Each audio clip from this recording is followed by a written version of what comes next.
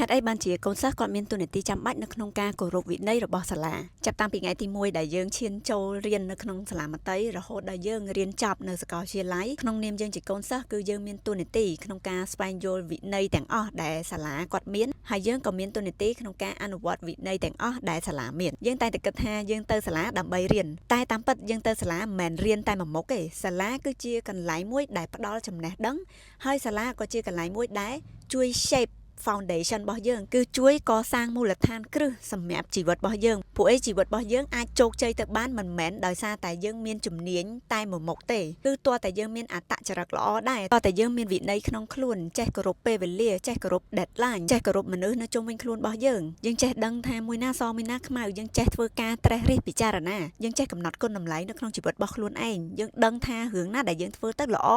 សម្រាប់ខ្លួនឯងសម្រាប់អ្នកនៅជុំវិញខ្លួនយើងក៏ដូចជាសម្រាប់សង្គមជាតិរឿងណាដែលយើងគួរជៀសវាងយើងអត់ត្រូវធ្វើទេទោះបីជាវានាំលុយមកយើងច្រើននាំផលចំណេញច្រើនមិនក៏ដោយក៏យើងអត់ត្រូវធ្វើដែរព្រោះអីវាប៉ះពាល់ដល់អ្នកដទៃវាប៉ះពាល់ដល់សង្គមជាតិអញ្ចឹងការសម្រេចចិត្តទាំងអស់នៅក្នុងជីវិតរបស់យើងណាមិនថានៅលើរឿង personal ឬក៏នៅលើរឿងការងារឬក៏ការរកស៊ីគឺសិតតែត្រូវការជំនាញចំណេះដឹងហ្នឹងហើយក៏ត្រូវការឲ្យយើងមានវិន័យមានគុណតម្លៃមានអត្តចរិតល្អចេះគោរពគេគោរពឯងអីចឹងទៅអញ្ចឹងរឿងទាំងអស់ហ្នឹងសិតតែយើងអាចរៀនបាននៅសាលារៀនអញ្ចឹងសាលារៀនមិនមែនជាកន្លែងមួយដែលរៀនតែចំណេះដឹងចំណេះវិជ្ជា hard skill តែមួយមុខទេគឺជាកន្លែងដែលបណ្ដុះបណ្ដាលយើងតាក់ទងជាមួយនឹង soft skill ដូចគ្នាហើយយើងសួរខ្លួនឯងមើលបើសិនជាយើងគោរពវិន័យសាលាប៉ុណ្ណឹងអត់បានផងអញ្ចឹងតម្រាំតែយើងចាញ់ទៅធ្វើការតែយើងអាចមានលទ្ធភាពក្នុងការគោរពវិន័យរបស់ក្រុមហ៊ុនដែរអត់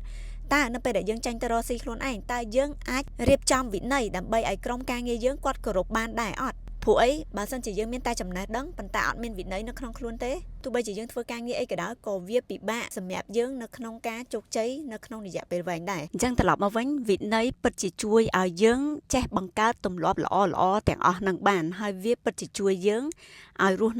នៅក្នុងសង្គមមួយក្លាយទៅជាមនុស្សល្អក្លាយទៅជាមនុស្សម្នាក់ដែលមានប្រយោជន៍អញ្ចឹងសម្រាប់បងប្អូនដែលគាត់កំពុងតែរៀននៅសាលាមិនថាកំពុងរៀននៅវិទ្យាល័យឬក៏កំពុងរៀននៅមហាវិទ្យាល័យទេខ្ញុំសង្ឃឹមថាបងប្អូននឹងគោរពវិន័យដែលលោកគ្រូអ្នកគ្រូក៏ដូចជាលោកនាយកសាលាគាត់ដាក់ឲ្យយើងអនុវត្តព្រោះអីនៅពេលដែលយើងគោរពវិន័យទាំងអស់នឹងបានសកម្មភាពតូចៗទាំងអស់ហ្នឹងនឹងធ្វើឲ្យយើងក្លាយទៅជាមនុស្សល្អម្នាក់សម្រាប់ខ្លួនឯងសម្រាប់កសាងគ្រួសារមួយដ៏ល្អនៅថ្ងៃអនាគតហើយក៏យើងមានលទ្ធភាពកសាងសង្គមជាតិមួយដ៏ល្អដូចគ្នា